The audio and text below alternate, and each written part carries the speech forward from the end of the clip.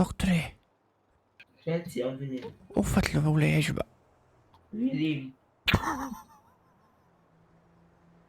Ne mogu ja se izdati bez otvor vrata. Ozbiljno, šta to voziš? Električni motor. Je to namenjeno tvom uzrastu, ozbiljno. Jes, aj otvor tamo da uđem. Ovo je električno, ne boj se. Ne mogu se ići, ufatilo me u leđima. Vidim, aj vamo. Aj! Drž vrata. Rekaj. Aj. Učeri ga. Aj, zakljavio sam se. Zakljavio sam. Aj! Ozbiljno. Jesi li ga to Aj prosuo, ti je a? kujica. Aj! Radiš to? Ništa je pao na motora. Držite ova vrata, motora. bolan, što mu samo vratima mu glavu. Ma ne, nego se zaglavio, probao ovim motorićima proći kroz vrata. Aj! Aj! Šta bi? Gdje mi je motor? Dobro, Abdulje. Dobro je. Šta ćeš motorom ovdje koji klinac? Ufatilo me u leđima. Ufatilo te leđima. I si sad ovdje došao s Pa, motorom. ne mogu se ići, zakljavio sam se na motor. Pa ne možeš si ići, sad si tu ležao. Gdje? Evo tu. Gdje skite svijeke, bogati instruktore? Aj, возьми u hitnu.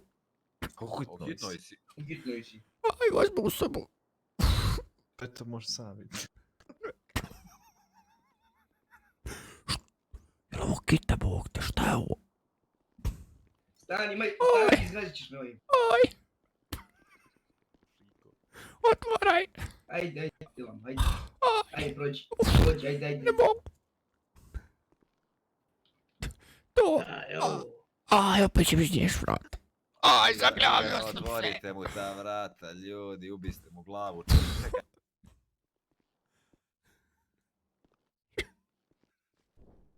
Aj!